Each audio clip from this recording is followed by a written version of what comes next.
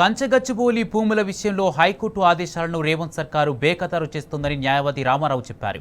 పర్యావరణానికి ఎలాంటి హాని కలిగించవద్దని హైకోర్టు స్పష్టం చేసిందన్నారు.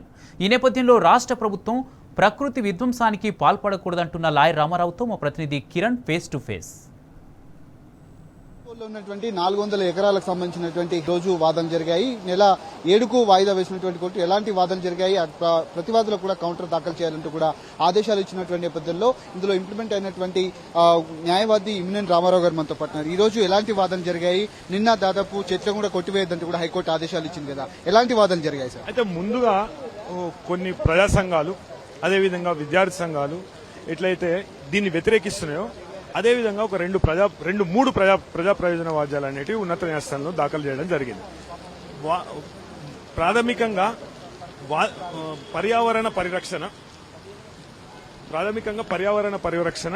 అదేవిధంగా దానిలో ఉన్న జీవరాశులకు హాని కలిగించే విధంగా ఈ విధ్వంసం అనేది రాష్ట్ర ప్రభుత్వం సృష్టిస్తుందనే విషయాన్ని దృష్టికి తీసుకొస్తూ ఉన్నత న్యాయస్థానం దృష్టికి తీసుకొస్తూ అదేవిధంగా ఈ విధ్వంసం ఇట్లనే కొనసాగితే పూర్తి స్థాయిలో పర్యావరణ సమతుల్యానికి దెబ్బతినే అవకాశం ఉంటుందనే విషయాన్ని కూడా చెప్పడం జరిగింది.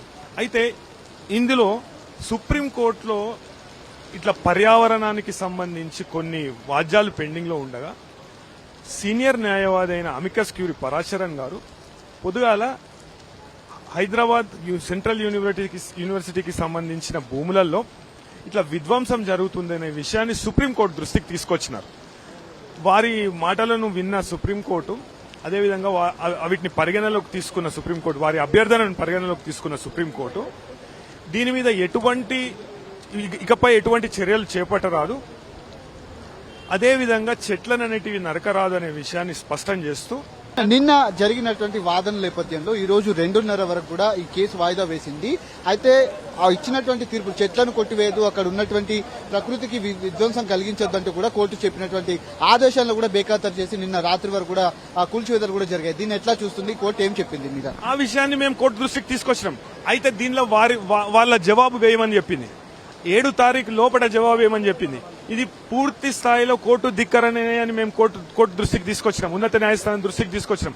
అయితే సుప్రీంకోర్టులో వాదనలు అయిపోయినాక సుప్రీంకోర్టు కూడా మేము ఈడ ఉన్న ప్రజా ప్రయోజన వాద్యాల విచారణలో జోక్యం చేసుకోమనే విషయాన్ని స్పష్టంగా చెప్పింది. అయితే ఆడ సుప్రీంకోర్టులో మ్యాటర్ పెండింగ్ ఉన్నది, ఇయాలనే విచారణ జరుగుతుంది కాబట్టి మనం ఒక 2 రోజులు ఆగుదాము, మీరు ఆగితే బాగుంటుంది అనే విషయాన్ని చెప్పుకుంటూ 7వ తారీఖుకి కౌంటర్ల కొరకు వాళ్ళు వేసింది. కౌంటర్లు వేసి ఏం వేస్తారు, కొత్తది ఏం దేశం వేయలేదు కదా. ఆడ మొత్తం evidence is bound by record, మొత్తం పూర్తి శాతం ఆడ ఎంత విధ్వంసం చేసిరు అనేది అందరి కళ్ళకు కనబడుతూనే ఉంది. మీడియా మిత్రులు గానీ విద్యార్థులు గానీ దాన్ని వీడియోలు తీసుకొని దాన్ని ప్రజాక్షేత్రంలో పెడుతున్నారు, ప్రజలు చూస్తున్నారు.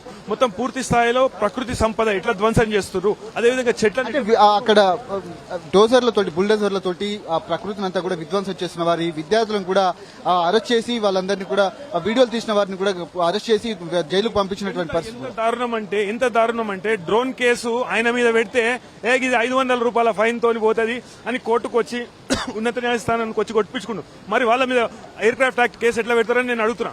విద్యార్థుల మీద ఎయిర్ క్రాఫ్ట్ యాక్ట్ కేసు పెట్టిర్రు. నాకు పొద్దున్న నుండి ఎంతో మంది విద్యార్థులు ఫోన్లు చేసుకుంటా బాధపడుతున్నారు.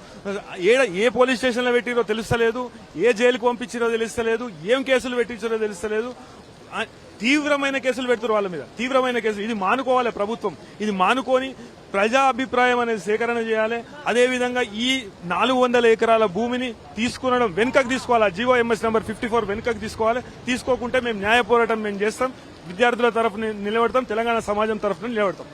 ఇది వారు చెప్తున్నటువంటి కోర్టు ఆదేశాలు బేఖాతరు చేస్తూ నిన్న జరిగినటువంటి చెట్ల కూల్చివేత కావచ్చు, బుల్డోజర్లతోటి అంతా కూడా చదును చేయడం పట్ల కూడా హైకోర్టు తీవ్రంగా స్పందించింది. ఖచ్చితంగా అటు విద్యార్థులను తీవ్రంగా ఇబ్బందులు పెడతా ఉన్నారు, అరెస్టులు చేస్తా ఉన్నారు, వాళ్ళను అక్రమ కేసులు పెడతా ఉన్నారు. గతంలో ఏదైతే ఇటీవల అసెంబ్లీ సమావేశంలో డ్రోన్ ఎగరవేస్తే కేవలం 500 ఫైన్ కట్టి వదిలేస్తారు తప్ప ఇలాంటి కేసులు పెట్టి నన్ను లోపలేశారనే దానిపైన కూడా కోర్టు తీవ్రంగా స్పందించినట్టు కూడా తెలుస్తుంది. ఆ విద్యార్థులకు సంబంధించినటువంటి అంశంలో ఎయిర్ క్రాఫ్ట్ కేసును ఏ విధంగా పెడతారని కూడా ఇప్పటికే హైకోర్టు ప్రశ్నించినటువంటి నేపథ్యంలో ప్రతివాదులకు కౌంటర్ దాఖలు చేయాలంటూ కూడా ఇప్పటికే ఆదేశాలు జారీ చేసింది. ఈ తీర్పు కూడా పూర్తి స్థాయిలో విచారణ కూడా ఈ నెల 7వ తేదీకి వాయిదా వేసినటువంటి పరిస్థితులు కనబడుతున్నాయని కూడా తాను చెప్తున్నటువంటి పరిస్థితులు కనబడతా ఉన్నాయి. కెమెరామెన్ కృష్ణతో కిరణ్, టీ న్యూస్, హైకోర్టు నుంచి.